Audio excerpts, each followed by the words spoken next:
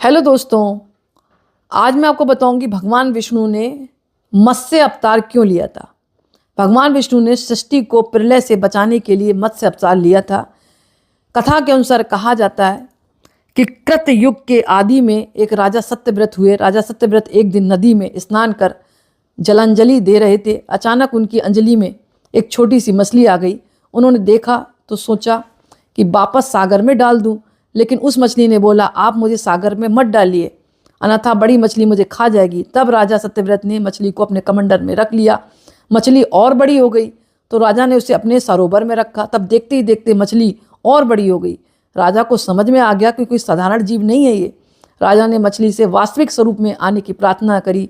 राजा की प्रार्थना सुनकर साक्षात 4 भुजाधारी भगवान विष्णु प्रकट हो गए और उन्होंने कहा, ये मेरा मत्स्य अवतार है। भगवान सत्यव्रत से कहा, सुनो राजा सत्यव्रत, आज से 7 दिन तक आप थोड़ा सा तसल्ली रखें, यहाँ पर प्रलय होगी 7 दिन बाद।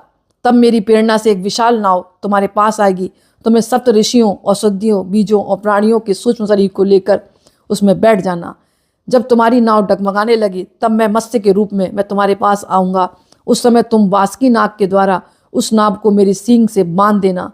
उस समय प्रश्न पूछने पर मैं तुम्हें उत्तर दूंगा, जिससे मेरी महिमा को, जो परम ब्रह्म नाम से विख्यात है, तुम्हारे हृदय में प्रकट हो जाएगी।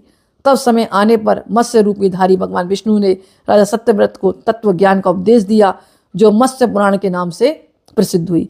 इस तरह कहा जाता है कि मत्स्य अवतार की महिमा भी सुननी चाहिए।